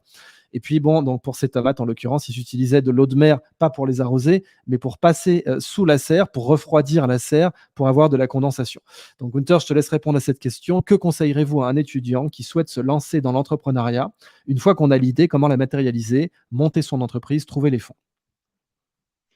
Alors, je crois qu'il faut être, comme toujours, très pragmatique. J'ai une logique qui me dit, si vous avez l'expérience de l'argent, vous n'allez jamais réussir à faire un gros projet, une grande innovation. Vous avez besoin d'une situation pénible, sans argent, sans expérience. Mais si vous avez une grande idée, une bonne idée, un projet, vous avez votre preuve faite, eh bien, la stratégie que moi j'ai suivie toujours avec réussite, c'est que mon premier client est toujours devenu mon premier investisseur. Et Mmh. quand vous bouclez l'investisseur avec votre client et le client est votre investisseur, vous avez une liberté d'agir et vous n'êtes pas obligé de quand même partager grande partie de votre capital parce qu'une bonne partie sera payée dans la liquidation de la facture. Et je crois que c'est très important. C'est pas seulement d'avoir des investisseurs qui vous rejoignent. Vous avez besoin des investisseurs qui ne vont pas prendre la majorité, que vous, comme personne qui a quand même eu l'idée, vous, la personne qui a réalisé, comme premier cette idée, eh bien, que vous maintiendriez le contrôle de votre entreprise et que vous auriez aussi la majeure partie les plus-values que vous allez générer. C'est ça ce qui m'intéresse dans le développement du financement. Et c'est ce que je dis il y a quelques jours, j'étais en Espagne à la réunion des alumni de ISC. ISC, bon, moi, je suis de l'INSEAD, j'ai fait mon MBA à l'INSEAD. L'INSEAD m'a jamais invité, mais l'ISC, qui est quand même son grand concurrent, m'invite tout le temps. On avait 4000 personnes à Madrid pour quand même faire une réflexion sur les modèles d'affaires et surtout le lancement et les capitales nécessaires pour faire cette transition. Et j'ai beaucoup insisté. Idriss, c'est important. Il faut que tous nous deux, on y insiste. Cette course au capital, cette course à l'investisseur, cette course à avoir le VC, le venture capital, cette course à la banque qui nous finance, eh bien, pour 99,99999, c'est une grande frustration. Parce qu'on n'y arrive pas. Et si vous y arriveriez, vous êtes obligé de signer des covenants, vous êtes obligé de signer des garanties, vous êtes obligé d'accepter que quand vous ratez vos KPI durant 3 mois, on prend votre entreprise de vous. Et c'est pour ça que je crois que c'est très important dans toutes les démarches que vous voyez, que vous tâcheriez de trouver en toute confiance que votre premier client est aussi votre premier actionnaire. Ouais, Benjamin, on peut pas insister assez là-dessus. Même mon autre mentor, Serge Choudoplatov, disait toujours le meilleur argent, c'est l'argent des clients. Dans une entreprise, moi, j'ai fait souvent l'erreur de vouloir lever des fonds ou en général, les levées de fonds venaient de moi puisque j'autofinançais. Mais ça fonctionnait comme une levée de fonds. Et en fait, le meilleur argent, c'est celui des clients dans n'importe quel projet. Donc, avoir comme client, comme investisseur, le premier client, c'est la situation absolument idéale. Dernière question qui est assez intéressante parce que elle interroge en fait on a parlé de la réalité, de la COP 1, 2, 3, 4. Toi, Gunther, tu les as connus dès leur naissance, le Club de Rome, etc. Et donc, on nous pose la question sur le poids des lobbies et des médias. Est-ce que la Blue Economy ne se confronte pas au travail des lobbies? Que faire face à eux? Comment communiquer tout l'intérêt des actions pour l'écologie sans maîtriser les médias? Avant de laisser Gunther conclure là-dessus, je donne un premier élément de réponse selon moi. C'est la dissonance cognitive, c'est-à-dire que si vous avez des personnes qui ont réussi, il n'y a plus besoin d'avoir les médias, hein. Les médias, vous en avez besoin quand c'est un cache-misère. Vous en avez besoin pour cacher la réalité. Si la réalité, il suffit d'aller sur place, vous avez un produit qui est en rayon, vous avez un produit qui est sur étagère, vous avez une solution. Oui, voilà, il y a des tomates qui sont produites en Australie sans eau. Elles produisent même en net de l'eau potable par condensation. Si vous avez une solution qui est là, vous avez une veste qui est en algues, qui est en textile d'algues, vous avez des plages sans microplastique, vous avez El Hierro. Bon, un simple YouTuber aujourd'hui, même s'il n'a pas l'audience que va avoir TF1 ou quoi que ce soit, il arrive avec sa GoPro et puis il vous dit, bon, regardez, vous interrogez les gens, il y a des témoins et ça marche. Bon, pareil dans ce qu'on a dit sur Super France. Regardez d'ailleurs l'impact que Super France a eu. Nous, on s'y attendait pas du tout. On avait zéro moyen. On est parti sans rien. Donc, et ça a eu un impact considérable. Donc, c'est ça la solution, hein. Comment dépasser les lobbies, certes qui sont très puissants et qui peuvent vous donner une image complètement bidon de l'écologie, qui peuvent vous dire voilà, où on va tous mourir, où il faut faire des éoliennes couler dans le béton alors qu'en face vous avez les ailes kite, etc. La seule solution, c'est de partir du bas. Pour lutter contre le macro, en fait, il faut revenir au micro. C'est toujours ce qu'aime beaucoup dire Gunther, David contre Goliath. David est plus petit que Goliath, mais c'est lui qui gagne à la fin. C'est comme ça qu'il faut travailler. Gunther. Mais tu as donné d'extraordinaires réponses, hein. C'est effectivement ça. Si vous êtes devant ce grand Goliath et vous êtes David, surtout ne pas vous comporter comme vous seriez aussi un Goliath. Il faut ce que j'appelle changer les règles du jeu. Et c'est exactement ce que David a fait. Il a changé les règles du jeu. Alors lui n'a pas seulement changé les règles du jeu, il n'a pas averti Goliath qu'il a changé les règles du jeu. C'est comme ça qu'il faut agir. On agit et on change les règles du jeu et l'autre va se rendre compte le moment que ça devient trop dur pour lui de tenir le coup. C'est la première chose. La deuxième chose quand même, pour autant que vous n'avez pas le Goliath qui est devant vous, vous l'ignorez. Surtout pas réserver l'attention aux lobbyistes et détracteurs. On appelle ça des détracteurs. Mais quand vous êtes un faiseur et pas un diseur, il n'y a personne qui peut vous critiquer. À la fin de la journée, on est obligé de vous accepter. Pas, vous ne souhaitez pas qu'ils vous adorent, hein. Vous savez qu'on ne peut pas attendre que tout le monde vous aime. Non, c'est pas le but. Mais au moins, on vous laisse faire. Et laisser faire, ça veut dire que parce que vous avez l'habitude de faire, et vous avez des équipes qui sont des équipes résilientes, qui, même quand il y a un défi apparemment insurmontable, on va le surmonter, mais surtout ignorer les détracteurs et faire votre preuve en faisant et pas en disant ou en discutant. Oui, je me rappelle de ce que disait Steve Jobs: «Si vous voulez que tout le monde vous aime, vendez des crèmes glacées», mais en fait, même en vendant des crèmes glacées, vous aurez des problèmes puisque Ben& Jerry avait connu une campagne de détracteurs, payée par Häagen-Dazs. Donc même dans le secteur des crèmes glacées, vous avez eu aussi à Glasgow, il y a eu une guerre des crèmes glacées. Donc même dans ce secteur, Steve Jobs dit: «Voilà, si vous voulez être tranquille, vendez des crèmes glacées», mais même là, vous ne serez pas tranquille. Alors oubliez, c'est comme ça fait partie de la vie. Elon Musk, il a reposé ses fusées, point. Je veux dire, à partir du moment où il y avait une fusée qui était reposée, on pouvait dire tout ce qu'on voulait sur lui. Il a reposé une fusée et tout le monde pouvait la voir. Elle était là, filmée. Une fusée a été reposée en pleine mer. Et donc, c'est exactement comme ça qu'il faut travailler. C'est cette donc, alors, j'ai oublié de vous dire qu'en fait, le but de tous nos cours chez Scanderia, mais pas seulement avec celui de Gunther, mais en priorité celui de Gunther, parce que c'est notre cours Rolls-Royce, quoi. Je ne vais pas vous le cacher. C'est notre flagship product, comme on dit de nos jours.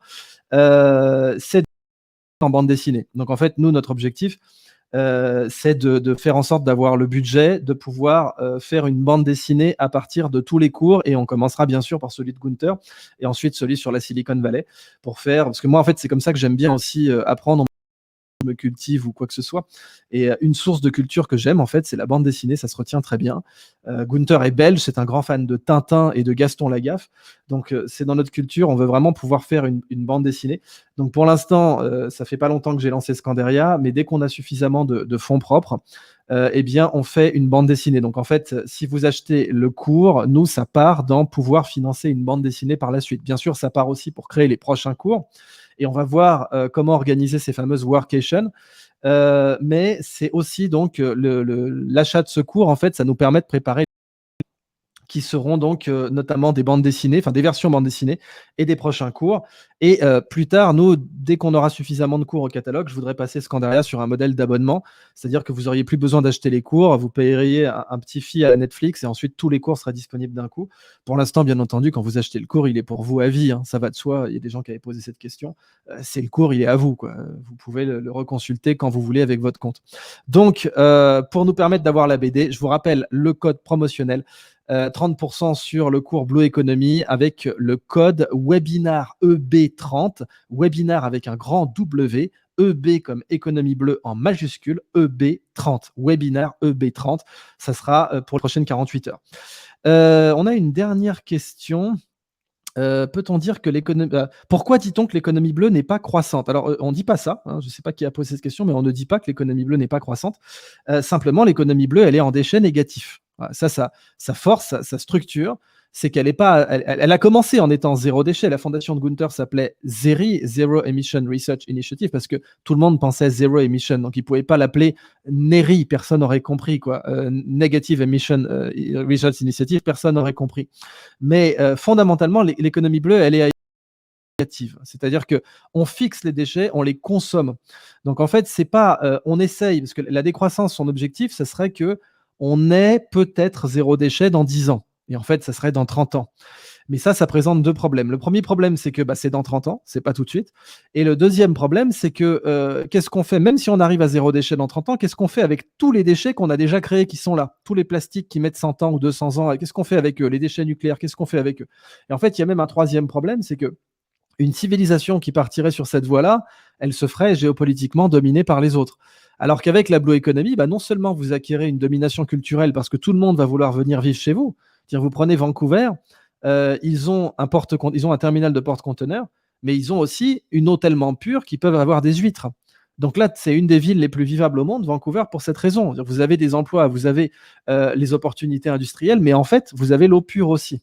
Donc, vous êtes supérieur culturellement et géopolitiquement, mais en plus, vous consommez les déchets déjà sur place. Et vous le faites tout de suite, troisième point. Donc l'économie bleue n'est pas du tout une économie pas croissante, entre guillemets, mais elle est mieux que la décroissance, ça c'est vrai, parce que l'idée c'est que vous vous attaquez aux déchets maintenant. Vous n'essayez pas d'avoir zéro déchet dans 30 ans, vous essayez de consommer, vous consommez les déchets tout de suite. Et une autre question pour toi, Gunther, un étudiant, donc c'est un étudiant en architecture qui nous demande qu'est-ce qu'il peut faire, quelles sont les opportunités d'action en économie bleue dans l'architecture.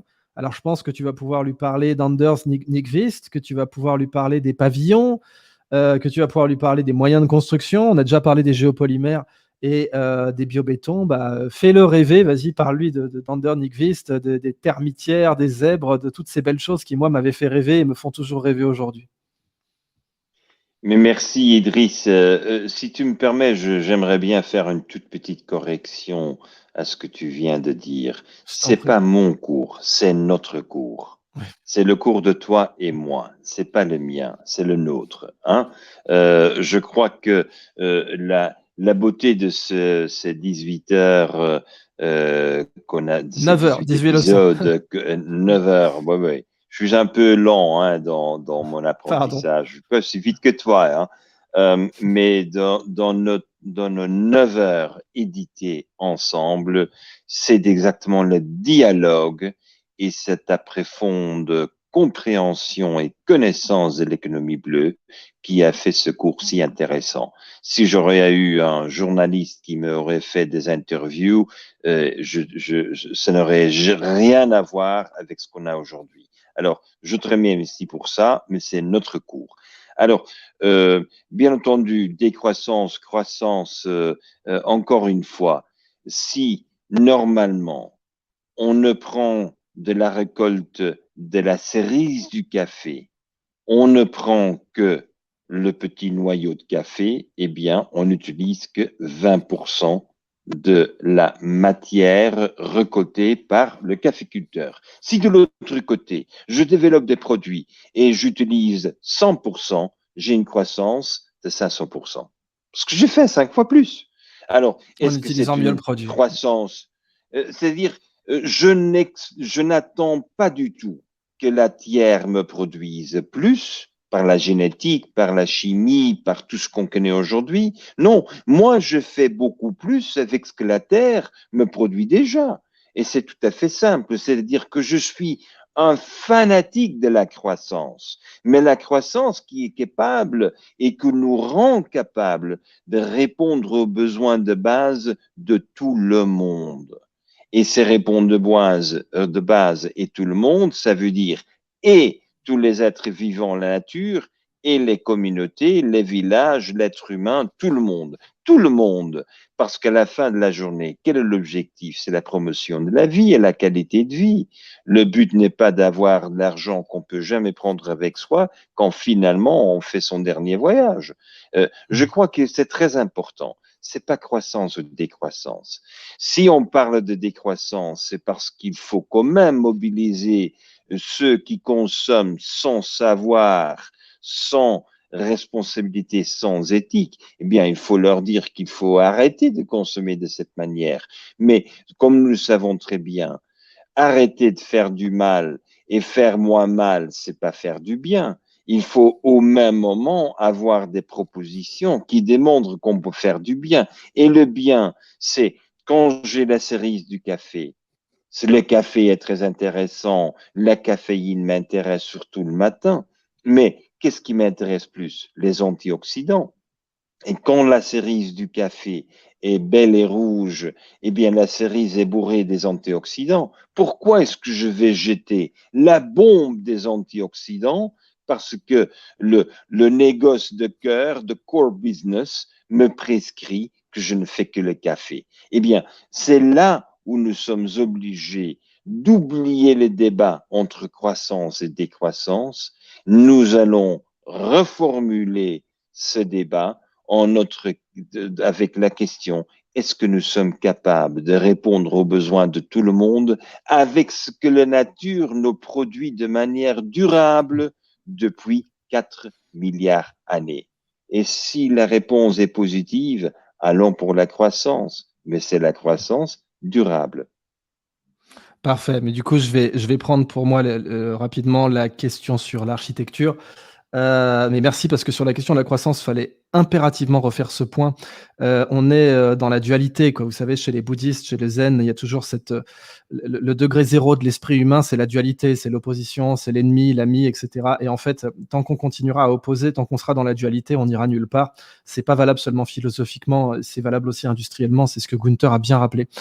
Donc pour notre ami étudiant architecte, qui demande ce qu'il peut faire avec les opportunités de l'économie bleue, un des premiers points, c'est déjà de réfléchir en termes de CAPEX et d'OPEX. On vous apprend pas trop ça en architecture, mais vous savez que, Gunther nous a quittés, il a eu un petit problème avec sa webcam, mais justement, ça me permet de répondre là-dessus. Vous savez que, Norman Foster, Buckminster Fuller lui avait posé une question qui l'avait beaucoup déstabilisé. Il lui avait dit: «Combien pèse votre bâtiment, monsieur Foster?»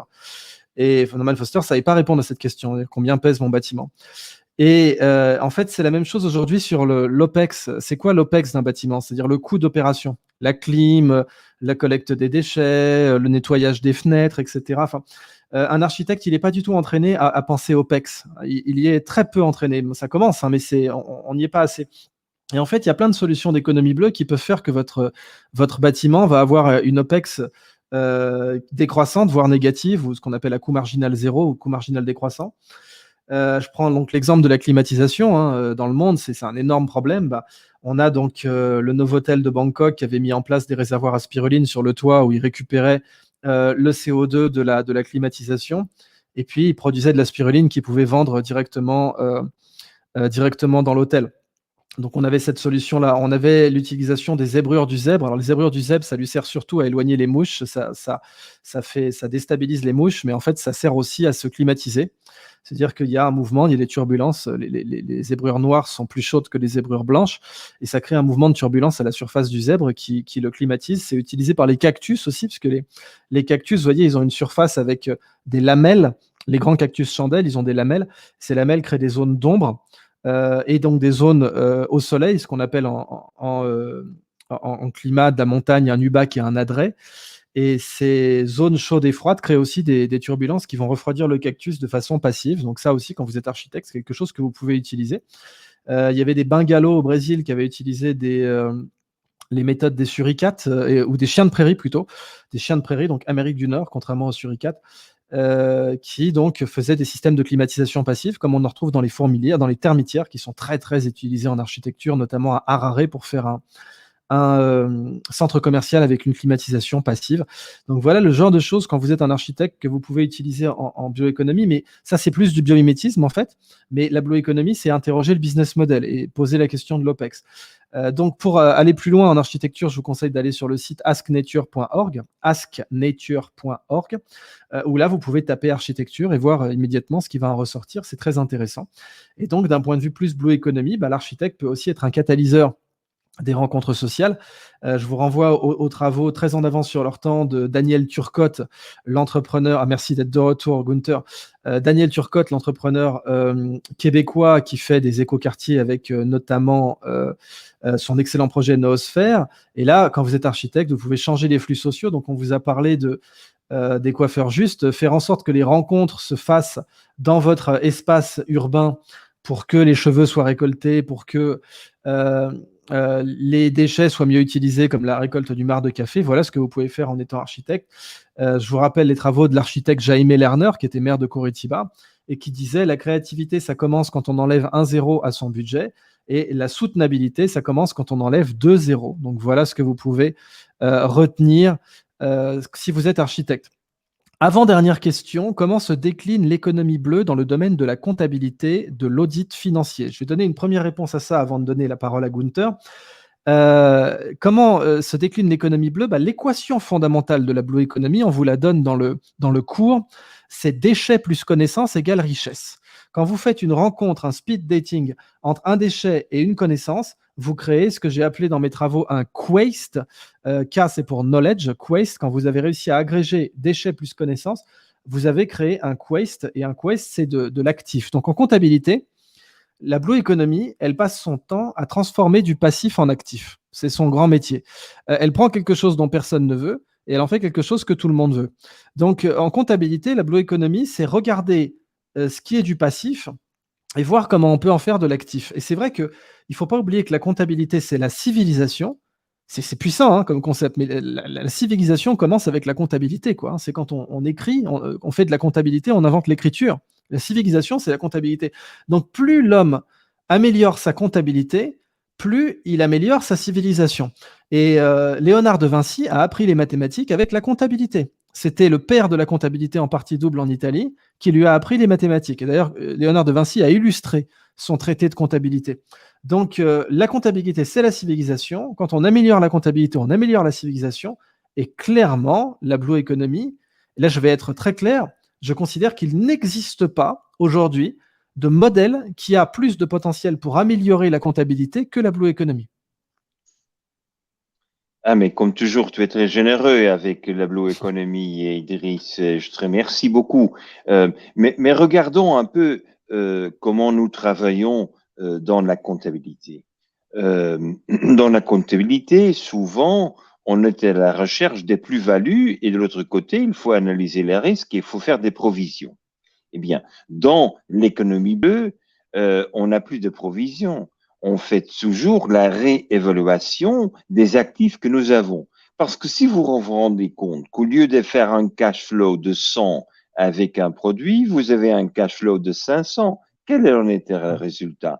Et nous avons aujourd'hui déjà développé les modèles mathématiques qui nous permettent de faire exactement ces transitions de la réévaluation des atouts que vous avez disponibles.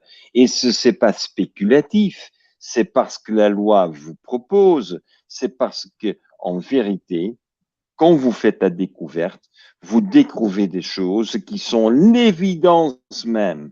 Le fait de pouvoir faire des champignons avec le marc café, c'est parce que quand vous avez préparé votre café, vous avez stérilisé les substrats, vous éliminez 60% du coût de revient des Ah, cultivateurs de Gunther, champignons traditionnels. Gunther, on t'a perdu une seconde.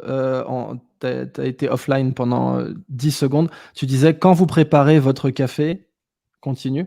Quand vous préparez votre café, vous avez le grand privilège quand même d'hygiéniser, de stériliser déjà le substrat et vous éliminez les 60% d'énergie dont traditionnellement on a besoin pour préparer le substrat pour la cultivation. Alors, c'est un peu ce que j'appelle the integrated cash flow analysis. Mhm. C'est l'analyse de l'intégration de multiples cash flows. Et nous savons très bien que le calcul de la valeur d'un objet est évidemment le cash flow que vous pouvez générer. Si vous avez un terrain avec lequel vous êtes obligé de payer pour l'eau, pour l'électricité, vous êtes obligé quand même de dégager des budgets importants pour pouvoir y vivre. Alors, quelle est la valeur du terrain? Elle n'a pas de valeur. Si de l'autre côté, vous générez l'eau, vous générez l'électricité et vous cultivez quelque chose, le cash flow déterminera la valeur du terrain qui sera beaucoup plus élevée. C'est ça ce que je cherche dans la comptabilité, c'est d'avoir cette nouvelle génération de comptables qui sont capables de faire les integrated cash flow analysis, qui nous démontrent que ce modèle économique est porteur d'avenir et que ce modèle est capable de répondre aux besoins parce qu'on sait faire le calcul précis et on sait faire la comptabilité. Bon, merci infiniment pour cette réponse très claire, Gunther. On va terminer sur le matelot Pierre Dufraisse, qui est aussi co-auteur de notre cours chez Scanderia Iron Mind, qui a très très bien marché d'ailleurs aussi celui-là. Pierre, qui est un samouraï des temps modernes, j'aime beaucoup parce qu'on est tous les deux fans de ce film Ghost Dog avec Forest Whitaker, qui d'ailleurs intervient maintenant en Seine-Saint-Denis, très courageux acteur. Et Pierre va donc embarquer sur ton nouveau projet Porima. Est-ce qu'on peut conclure là-dessus, Gunther? Est-ce que tu peux nous parler un peu de Porima? Pourquoi ça s'appelle Porima? Qu'est-ce que ça représente? Et qu'est-ce que ça va faire de beau? Parce que ça nous intéresse pas mal, Gunther. Je remercie beaucoup et je salue vivement, de haute voix, avec beaucoup d'enthousiasme, Pierre, parce qu'il va partir la semaine prochaine à Tokyo pour rejoindre notre équipe qui partira le 15 décembre de Osaka pour se retrouver 8 mois après à Kenitra, Maroc. Eh bien, nous allons faire le voyage sous ce nom Porrima. Porrima est la déesse romaine du futur, la protectrice des femmes enceintes, et nous croyons qu'il est l'heure de faire la renaissance, de rebirthing, la renaissance de notre civilisation, tout en intégrant des grandes innovations, comme par exemple faire la pêche avec les bulles d'air afin que les femelles enceintes puissent échapper les prédateurs dans ce cas-là, l'être humain qui souhaite faire la pêche. Le bateau est un bateau expérimental, c'est un bateau qui intègre une dizaine de technologies. Nous sortons du Japon avec les technologies existantes qui furent installées sous l'égide de Marco Simioni dans le cadre du Race for Water. Nous allons prendre l'expérience du passé, eh bien, on va relancer le bateau en 2023, en août 2023, avec des technologies qui vont dépasser toute l'imagination d'aujourd'hui, parce que nous souhaitons pas inspirer les responsables politiques, nous sommes débarqués dans des villes, des villages avant notre démarrage autour de la Méditerranée. Et après la Méditerranée, on va au Brésil, Panama, Colombie, San Francisco, Hawaï. Nous souhaitons que les villages où nous nous arrêtons puissent démocratiser, puissent absorber les technologies, les connaissances qu'on a rassemblées à travers de ces 40 ans de travail et qu'on puisse changer village village. Je suis très content d'avoir Pierre au bateau. Il y a une équipe extraordinaire qui va le lidérer. Ce sont des anciens parachutistes qui vont rentrer le bateau en Europe. Ce sont des gens qui ont une mission à accomplir. Et tu sais que c'est pas important d'avoir un capitaine qui est bien payé. Il faut avoir des gens qui vont faire une mission et bien entendu aussi payé. Hein. Mais nous avons besoin des gens qui ressentent que l'heure est arrivée d'accepter des missions pour changer cette terre avec cette inspiration de la déesse Porima. Ouais, vraiment, je suis très excité par ce projet, hein, voir Pierre dessus. J'espère que vous allez nous ramener de magnifiques images. Tu sais que j'avais soutenu le projet Sea Orbiter et celui qui s'en rapproche le plus aujourd'hui, c'est Porrima. Donc, bon vent et bonne mer, comme on dit dans la marine. Bravo à toi, Gunther. On va conclure sur cette magnifique initiative.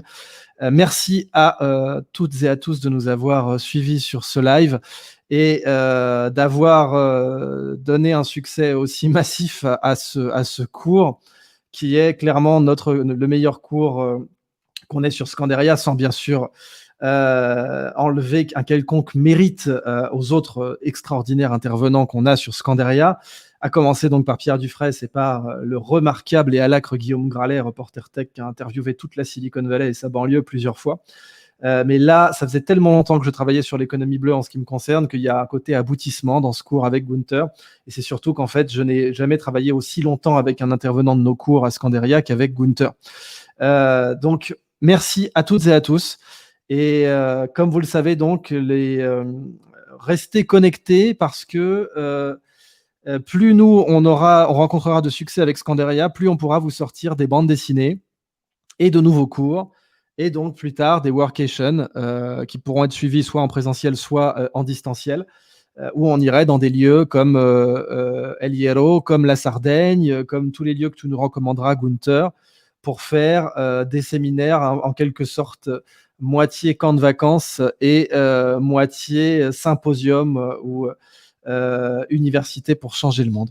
Merci infiniment, Gunther. Merci à toutes et à tous. Merci à toi, Idriss, pour quand même réveiller les gens, réveiller les jeunes et de les inspirer de passer à l'action. Merci à toi Merci. et toute ton équipe.